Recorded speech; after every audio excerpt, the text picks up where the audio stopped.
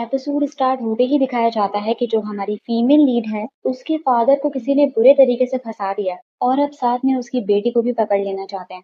मगर उससे पहले कि वो उसकी बेटी तक पहुंचते, हमारा मेन लीड युनसु उसके पास पहुंच जाता है, जो कि हमारी फीमेल लीड जिसका नाम होता है जिया, उसी के फादर ने इसे भेजा होता है अपनी बेटी को बचाने के लिए। वो उसे वहां से भगाकर अंदर के मसलों में उलझ जाता है, मगर अचानक पता नहीं क्या होता है कि वो गिर जाती है और उसकी मेमोरी लॉस हो जाती है। फिर दिखाते हैं 15 साल बाद कि जिया को किसी ने अडॉप्ट कर लिया और वो अपना नाम अपनी पहचान सब भूल चुकी होती है। इसीलिए उसके अडॉप्टेड मदर उसका नाम डोंग रख देती है। इसकी अडॉप्टेड मदर बिल्कुल भी अच्छी नहीं होती, पैसों के लिए उसकी इस आदमी से शादी करा रही होती है। मगर डोंग कोई डरपोक नहीं होती बल्कि बहुत तेज होती है। वो साफ शादी से इनकार करके भाग जाती है क्योंकि वो उस आदमी के गंदे इरादों को समझ जाती है, इसीलिए उस पर पानी डालकर निकल लेती है।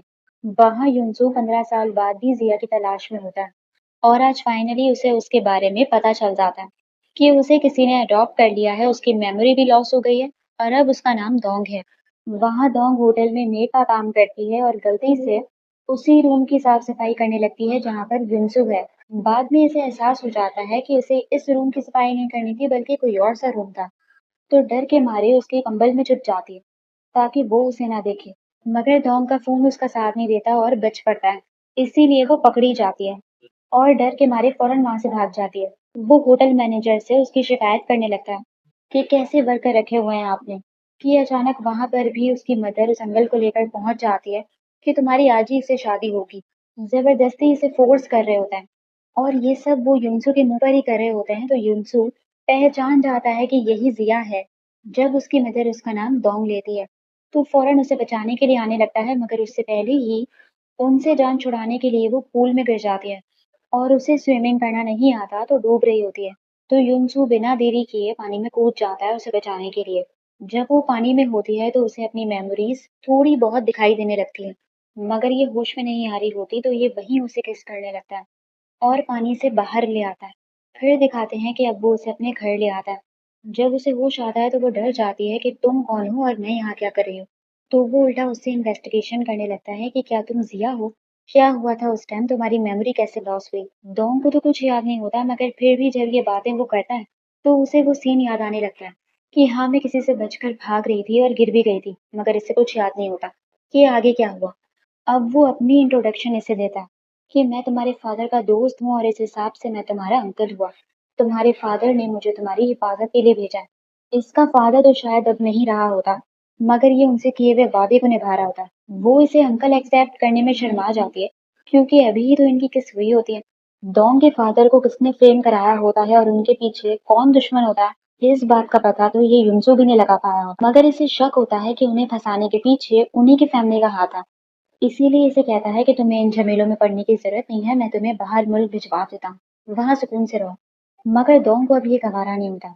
वो कहती है कि मैं रिवेंज लूंगी, सच जानूंगी कि आखिर मेरे फादर के साथ और मेरे साथ क्या हुआ है। ये सुनकर वो उसे डांटने लगता है कि तुम ऐसा कुछ नहीं करोगी, तुम्हें प्रोटेक्ट करना मेरी जिम्मेदारी है। मगर वो कुछ नहीं सुनती और गुस्से में जाने लगती है, मगर पैर फिसलता है और उल्टा उसी के ऊपर जाके गिरती है। साथ ही साथ बॉटल भी तोड़ देती है और कांच भी उनसे को चुभ जाता। तो ये देखकर फिर उसे प्यार से समझाने लगती है कि देखो प्लीज, मुझे अपनी याददाश्त वापस लानी है और उनसे बदला लेना है, इसीलिए प्लीज मुझे वहां जाने दो। इतना फोर्स करती है कि वो मान जाता है, मगर ऐसे ही उसके मुंह पर कहने लगता है कि वहां जाकर तुम किसी भी प्रॉब्लम में फंसती हो ना, उसका जिम्मेदार मैं नहीं होगा। ये कहकर जैसे ही वो जाने लगता है तो खुद भी उसके पीछे पीछे जाती है कि एटलीस्ट मुझे तुम्हारे हाथ पर मरहम पट्टी तो करने दो। अब दूसरे दिन वो उसे उसके घर लाकर छोड़ता है, जहां पर अब इसी की फैमिली के किसी और मेंबर की बादशाहत होती है। ये वहीं से छोड़कर इसे जाने लगता है कि अब अंदर जाकर तुम अपना खुद ही देख लेना, मगर पीठ पीछे बंदे हायर कर रहा होता है इस पर नजर रखने के लिए ताकि वो उसे प्रोटेक्ट कर सकें। यहाँ वो घर में मेड बनकर घुसती है। वहां के दूसरे मेड इसे पूरे घर के बारे में और लोगों के बारे में समझा रहे होते हैं और इसे सख्ती से मना करते हैं कि थर्ड फ्लोर पर मत जाना, वहां जाना किसी को अलाउ नहीं है। मगर ये फैसला कर लेती है कि अब तो ये थर्ड फ्लोर पर ही जाएगी, डेफिनेटली वहां इसके फादर का रूम होगा। अब उस घर की एक और बेटी आ जाती है जिसका नाम होता है चूजिया। ये काफी बदतमीज होती है, पहली बार इसे मिलकर भगा रही होती है, मगर जब देखती है कि ये काम में अच्छी है तो उसे अपनी पर्सनल मेड बना लेती है।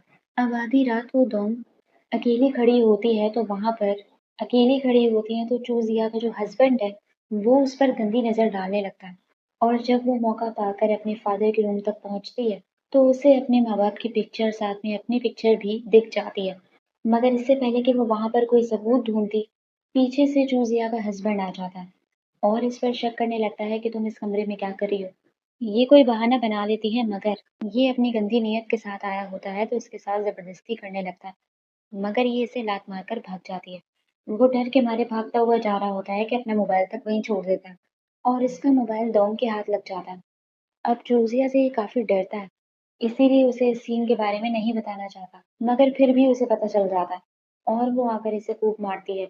मगर जब दूसरी मेड डॉन को सपोर्ट करती है और उसके शौहर को सजा देने को कहती है, तो जूजिया अपने शौहर का साथ देती है और उल्टा उस मेड को ही जॉब से निकाल देती है और डॉन को भी बुरा भला बोलकर उसे मारने आने लगती है। मगर इतने में चूजिया की आंटी वहां आ जाती है।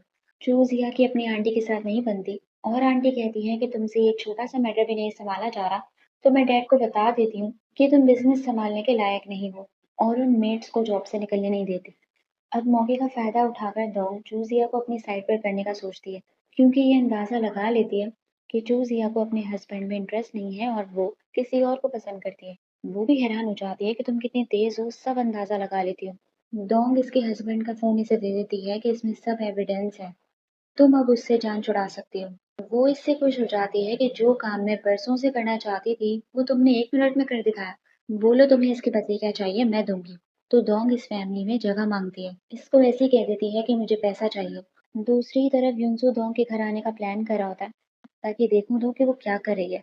तो इसका असिस्टेंट इसे उसके नाम से छेड़ने लगता है। दूसरी तरफ एक और लड़की की एंट्री होती है जिसका नाम होता है वैंग।